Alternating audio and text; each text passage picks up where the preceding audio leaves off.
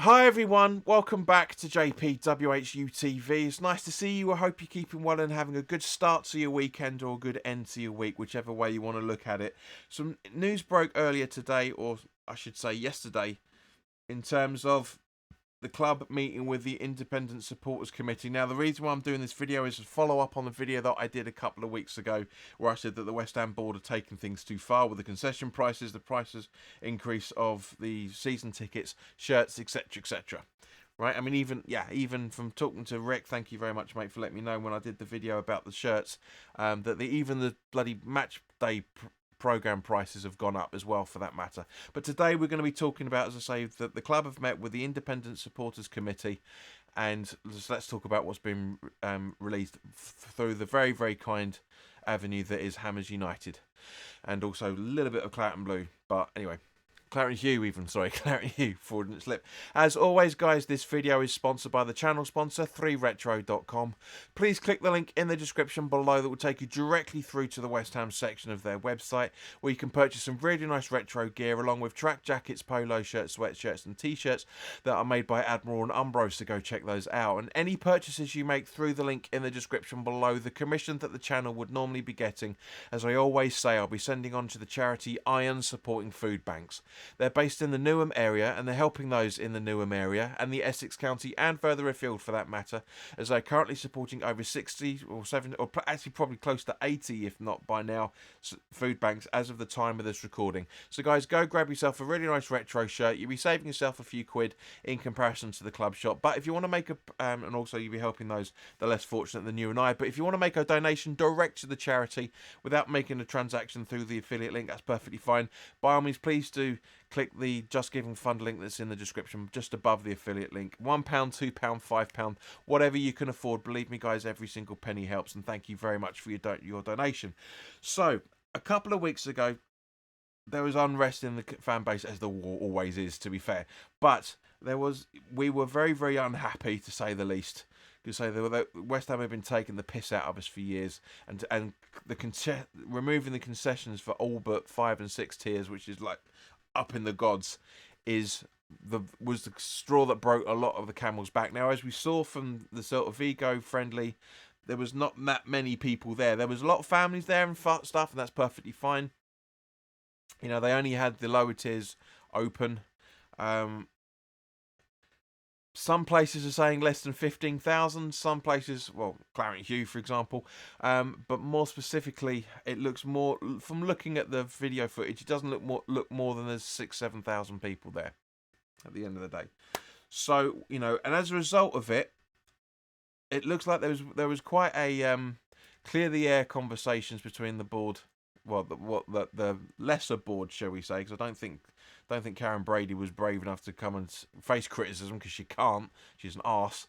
But yeah, there was managers from West Ham in there, and the committee basically said, you guys are taking the piss with this. It's not quoted as that, but from reading between the lines, in terms of how the article, the great update from Hammers United was worded, they basically said, guys, you're taking the fucking piss.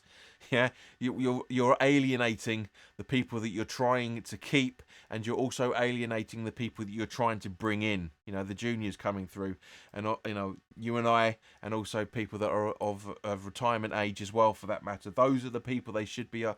So they are agreeing to reintroduce the concessions for all but the 1966 level. So what's that? 1 and 2, bar Manchester City and Liverpool games. I'm not happy about that, but they are bringing them back for the majority of the other fixtures, so which is Category A and Category AA. So whatever those ones is, was for some stupid fucking reason Villa is now, because I've had one season, not even one season in the Champions League yet. Yeah, it's not good enough, but it's a start. It genuinely is a start. You know, but unfortunately, yet again, like it was a few years ago, where we had the protests about how things were being run, that got us to where we are now. It wasn't the sole reason why it was, like the Burnley protests and the protests during COVID that I was involved in. Very, very happy to give my support to Hammers United when it comes to the peaceful protests that they've been doing. If it gets to that stage again where there are going to be there are going to be protests where we're standing outside the club, or we're doing the walk down the Green Mile as we did last time, I'll be right there as I was last time. Hopefully we'll be a little slightly warmer weather when it. God Christ Almighty, those days were cold, but it takes us doing that stuff and getting it publicised into the press. That's the reason. That's the main reason why, because it's a fan base being criticising their own club in the press. That's what's getting West Ham to. That's what's getting West Ham to stand up and take notice of what's going on.